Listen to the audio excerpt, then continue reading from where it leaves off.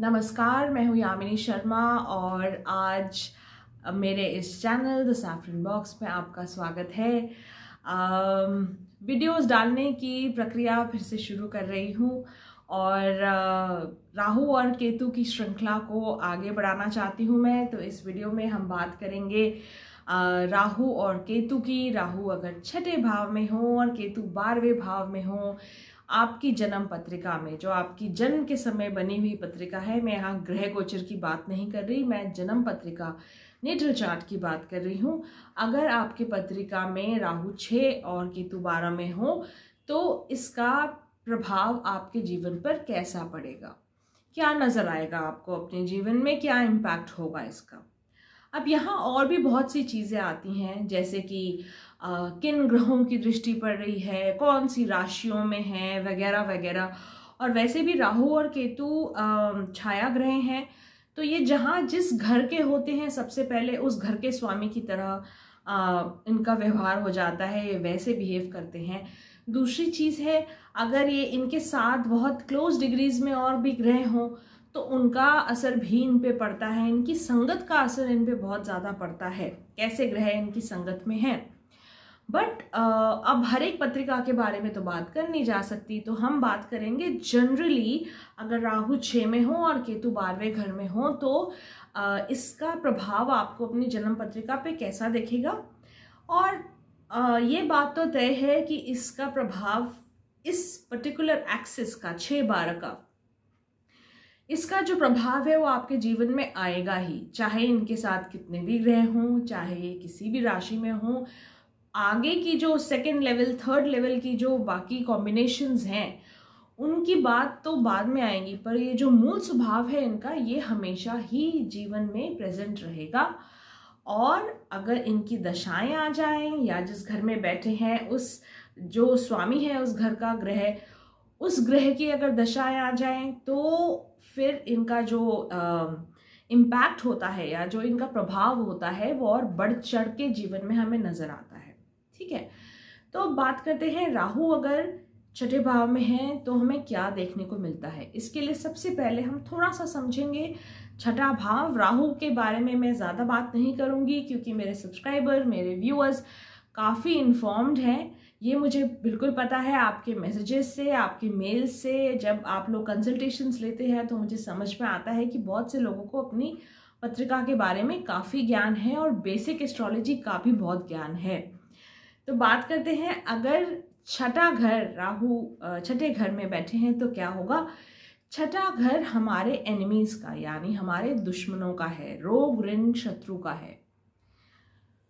रोग यानी डिजीज, ऋण यानी हमारे जितने भी लोन्स, हमारे कर्जे, रोग ऋण और शत्रु, शत्रु यानी एनिमीज, हमारे दुश्मन, हमारे खुले दुश्मन जो हमसे कोर्ट केस में लड़ते हैं। अगर आपके ऊपर खुदा न खास्ता कोई कोर्ट केस हो तो उसमें जो आपका ओपोनेंट होगा वो एनिमीज यानी वो छठे भाव से देखा जाएगा। ठीक है, तो रोग ऋण शत्रु, और इसके साथ में ही जितनी भी चीज़ें हमें ओवरकम करनी पड़ती हैं, जो भी चीज़ें, जो भी तत्व या कोई भी चीज़ जो हमारी ग्रोथ को जिंदगी में रोकती है, जैसे कि जैसे कहा जाता है ना षड रिपु। तो षड रिपु क्या है? षड रिपु मतलब 6 दुश्मन, इंसान के 6 दुश्मन होते हैं। क्या होते हैं? काम, क्रोध, लोभ, मोह, मद और मत्सर्य। ठीक है, काम, क्रोध, लोभ मतलब काम यानी लस्ट, क्रोध मतलब गुस्सा, एंगर, लोभ यानी ग्रीड, लालच, मोह मतलब अटैचमेंट, आपका ज़्यादा अटैचमेंट हो जाए किसी चीज़ से, मद मतलब ईगो, और मत्सर्य मतलब आपका जेलस होना, एनवियस हो जाना लोगों से। तो जो 6 षड रिपु जिन्हें कहते हैं, जो 6 एनिमीज हैं, ये भी छठे घर से ही कनेक्टेड हैं। ठीक है, राहु का यहाँ होना यानी आपका इन चीज़ों से लगातार डील करना। आप इन 6 में से अगर आपके पास ये प्लेसमेंट है तो आप ध्यान से अगर देखें, सोच के शांति से इसे समझें, आपको दिखेगा कि आप इन 6 चीज़ों में से किसी न किसी चीज़ की वजह से परेशान रहते हैं। या तो आपका कोई ना कोई रोग ऋण शत्रु, यानी आपका कोई ना कोई डिजीज, कोई ना कोई हेल्थ प्रॉब्लम्स आपको परेशान करती है, कोई ओपन एनिमी है, कोई लीगल केस है, इस वजह से आप परेशान रहते हैं। लेकिन इन सब चीज़ों में से कहीं ना कहीं परेशानी ज़रूर रहती है। और राहु का यहाँ होना, यानी राहु जहाँ पर भी विराजित हैं या जहाँ पर भी होते हैं वहाँ पे एक एक्सपेंशन, एक फैलाव हमें नज़र आता है। ठीक है, तो उस फैलाव की वजह से राहु आपको इन चीज़ों की तरफ हमेशा खींचते रहते हैं। हेल्थ इश्यूज नज़र आते हैं, कोई ना कोई बीमारी, और ख़ासकर पेट से लेकर, क्योंकि छठा जो भाव है वो हमारे पेट को भी गवर्न करता है। तो हमारा पेट का निचला हिस्सा, लोअर एब्डोमेन, ये भी छठे भाव में आता है। तो पेट को लेके कोई समस्या, लेडीज़ में यानी महिलाओं में ये कोई गायनेकोलॉजिकल प्रॉब्लम भी हो सकती है। हालांकि गायनेकोलॉजिकल प्रॉब्लम के लिए हम 6th और 7th यानी छठा और 7वां दोनों भाव देखते हैं, लेकिन छठा भाव भी देखा जाता है अगर गायनेकोलॉजिकल प्रॉब्लम हम देख रहे हैं। तो लेडीज़ के लिए ये हो सकता है, पुरुषों के लिए ये लोअर एब्डोमेन में कोई और समस्या, हर्निया रिलेटेड या लोअर एब्डोमेन की जो भी समस्याएं हों वो सारी यहाँ पे देखी जा सकती हैं। छठा भाव हमारे डेली रूटीन का है, हम अपना रोज का समय कैसे बिताते हैं, रोज हम क्या करते हैं। तो यहाँ पे राहु के प्रेजेंस की वजह से, राहु का यहाँ पे होना आपको आपका डेली रूटीन थोड़ा गड़बड़ कर सकता है। यानी आप कितना भी चाहें कि मैं सुबह इतने बजे उठूं, पूरे दिन मेरा ये रूटीन हो और शाम को मैं इतने बजे काम करके अपना पूरी दिनचर्या ख़त्म करके शाम को इतने बजे, रात को इतने बजे सो जाऊं, एक रेगुलर जो डिसिप्लिन्ड लाइफस्टाइल होता है वो मेंटेन करने में यहाँ प्रॉब्लम होती है। क्योंकि राहु स्मोक है, राहु धुआं है, और राहु एक मेलेफिक ग्रह है, अशुभ ग्रह है। तो यहाँ पे इन सब चीज़ों से डील करने में भी प्रॉब्लम आती है। तो आप 10 दिन अपना एक हेल्दी रूटीन फॉलो कर जाएंगे, लेकिन 11वें दिन से आपका वो रूटीन, आपका डिसिप्लिन को लेके चलना बहुत ही प्रॉब्लमैटिक, बहुत ही चैलेंजिंग हो जाता है।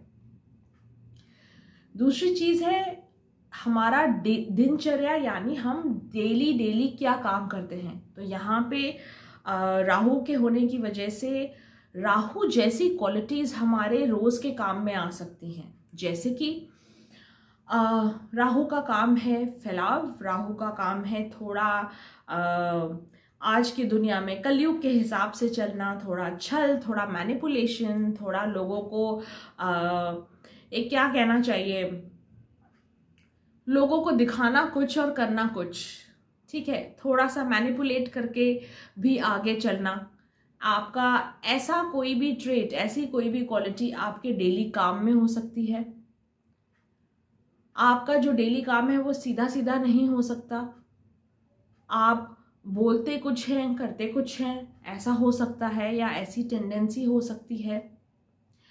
ऑल्सो यहाँ पे राहु जब छठे भाव में होते हैं तो आपका झुकाव उन प्रोफेशंस की तरफ से हो सकता है जहां आपको थोड़ी खोजबीन करनी पड़ती है। खोजबीन किसकी तरफ? डिजीजेस को लेकर, खोजबीन अपने दुश्मन को लेके, यानी डॉक्टर्स, लॉयर्स, या आपका जो भी ऑपोजिशन है, लोन रिकवरी, इन सब चीज़ों की तरफ आपका प्रोफेशन हो सकता है। अगर आप इन चीज़ों से पीड़ित नहीं हैं तो आपका प्रोफेशन इन सब चीज़ों से रिलेटेड हो सकता है। Doctors, researchers, lawyers, daily life में उतार चढ़ाव, जैसे मैंने पहले बोला, वो हो सकता है। दूसरी चीज़ है ये जो राहु छठे भाव में हो तो जो अच्छी चीज़ है, कुछ चीज़ें तो मैंने बताया वो हिडन है, लेकिन अगर आपको इसकी अच्छी एनर्जी निकालनी है या इस एनर्जी को अच्छे से अपने ज़िंदगी में, अपने जीवन में चैनलाइज करना है, तो आपका प्रोफेशन सर्विस से रिलेटेड हो सकता है, हीलिंग प्रोफेशन हो सकता है, लोगों को ठीक करना, तो आप डॉक्टर, मेडिकल प्रोफेशन हो गया, या थेरेपी हो गई किसी भी प्रकार की, या आपकी जो डीलिंग है वो फॉरेन एलिमेंट से हो सकती है, क्योंकि केतु भी 12वें घर में है। तो आपका जो डे टू डे जो वर्क है या डे टू डे दिन भर की जो आपकी दिनचर्या है उसमें फॉरेन एलिमेंट के साथ, बिकॉज राहु फॉरेन एलिमेंट या बाहर की चीज़ या बाहर का इंसान भी दिखाता है, तो आपकी रोज़ की दिनचर्या में फॉरेन एलिमेंट का भी कनेक्शन हो सकता है। आप इंपोर्ट एक्सपोर्ट का काम कर सकते हैं, आप फॉरेनर्स से रोज़ डील कर सकते हैं, तो आप किसी मल्टीनेशनल में कनेक्टेड हो सकते हैं। ठीक है, तो राहु इन सब चीज़ों को बहुत फैलाव देता है, जो भी मैंने चीज़ें बताई, और इन चीज़ों से जीवन पर्यंत डील करते रहना, इनसे जूझते रहना। अब आपकी मर्जी है, आप इसको अच्छे सेंस में इसका भुक्तभोगी बन के जीना चाहते हैं, या आप इन्हीं चीज़ों को अच्छे से चैनलाइज करके किसी थेरेपी में, किसी मेडिकल प्रोफेशन में, या किसी सेवा भाव को लेके इस एनर्जी को यूटिलाइज करना चाहते हैं। तो ये राहु हो गया छठे भाव में। अब देखते हैं केतु अगर 12वें भाव में हो, राहु यहाँ है तो केतु ठीक सामने 180 डिग्री सामने 12वें भाव में होंगे।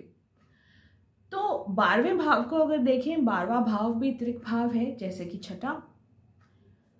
छठे भाव में, छठा भाव त्रिक भाव भी है, तो छठा भाव उपचय भाव भी है, ग्रोथ को भी इंडिकेट करता है।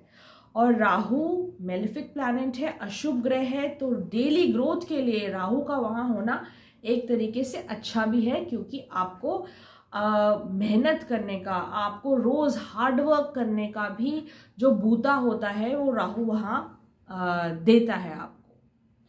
अब बात करते हैं, जैसे केतु अगर 12वें में हो, तो केतु भी 12वें में यानी त्रिक भाव में ही है। 12वां भाव सब चीजों को छोड़ के जाने का, व्यय का भाव है। व्यय यानी व्यय सिर्फ पैसे का ही खर्चा नहीं होता, व्यय मतलब किसी भी चीज को छोड़ना या किसी भी चीज को खर्च करना। आपका मेंटल पीस, आपका आइसोलेशन, आप कहीं भी जब जाते हैं दुनिया से थोड़ा कट के या घर से दूर जाना, ये सारी चीजें 12वें भाव में नजर आती हैं। 12वां भाव मोक्ष का भी है और केतु को मोक्ष कारक भी कहा गया है। केतु की पोजीशन 12वें भाव में काफ़ी अच्छी भी हो सकती है आपकी स्पिरिचुअल ग्रोथ के लिए। अगर आप अपनी आध्यात्मिक यात्रा पे आगे बढ़ना चाहते हैं, स्पिरिचुअल जर्नी पे आगे बढ़ना चाहते हैं, मेडिटेट करना चाहते हैं, आपका स्वभाव ऐसा है कि आप दूर दराज जाके, जैसे कई लोग कई आश्रमों में चले जाते हैं, या थोड़ा दुनिया से अपना इंटरेक्शन कम करते हैं और थोड़ा मेडिटेशन, ध्यान, तरह तरह के योग, इन सब चीज़ों में अपना ध्यान डालते हैं। केतु इन सब चीज़ों के लिए, इन सारी एनर्जीज के लिए बहुत ही अच्छा माना जाता है 12वें घर में। केतु थोड़ा आइसोलेट तो करता ही है, तो या तो आप इन सब चीज़ों से आइसोलेट होते हैं या अलग हो जाते हैं दिन दुनिया से, या आपको बार बार डील करना पड़ता है अकेले रहने से, यानी आपके परिवार के लोग कहीं दूर हैं, आपको अकेला रहना पड़ रहा है, या हॉस्पिटल के चक्कर, अगर आपकी दशा वैसी है और आप ओवरऑल जो आपका चार्ट है वो हेल्थ के हिसाब से ठीक नहीं है, आपकी सेहत के हिसाब से ठीक नहीं है, तो केतु यहाँ पे काफ़ी खर्चा आपकी हेल्थ की तरफ भी करवाते हैं, या हेल्थ का भी खर्च, यानी धीरे धीरे हेल्थ या आपके स्वास्थ्य का भी नीचे गिरना, ये सारी चीज़ें भी इंडिकेट हो सकती हैं। राहु और केतु दोनों 6 और 12 में बहुत ही पास्ट लाइफ कनेक्शंस या पास्ट लाइफ जो आपके पुराने पूर्व जन्मों के जो कर्म हैं उनको भी दिखाते हैं, क्योंकि छठा भाव हमारे प्रारब्ध का भी है, 12वां भाव हमें अंदर जाना, इनवर्ड, आइसोलेशन का भी भाव है। तो ये जब राहु छठे में होते हैं तो आपके जितने भी पूर्व जन्मों के जो कर्म हैं, अच्छे बुरे, वो आप इस जन्म में आके भोगना शुरू करते हैं। और साथ ही केतु की जो एनर्जी है 12वें घर में, वो आपको थोड़ा सा कट ऑफ करती है, थोड़ा सा इनवर्ड देखने के लिए भी, प्रेरित करती है, यानी अंतर मन की तरफ देखना, अपने आप को देखना, अपने आप को समझना। ये होता है इस लाइफ का जो आपका चैलेंज मान लें, या इस लाइफ में जो आपके लिए एक बहुत ही इम्पोर्टेंट या ज़रूरी सा जो एक एक्सिस बन जाता है। क्योंकि राहु और केतु के एक्सिस को आप कभी भी देखें, राहु वो एक्सिस है, राहु की जो पोजीशन होती है वो पोजीशन है जहाँ पे आपकी ग्रोथ होनी है, और केतु की पोजीशन दिखाता है, केतु की पोजीशन से दिखता है कि आपने क्या देखा हुआ है जिससे आप ऑलरेडी अवगत हैं, आप ऑलरेडी फेमिलियर हैं।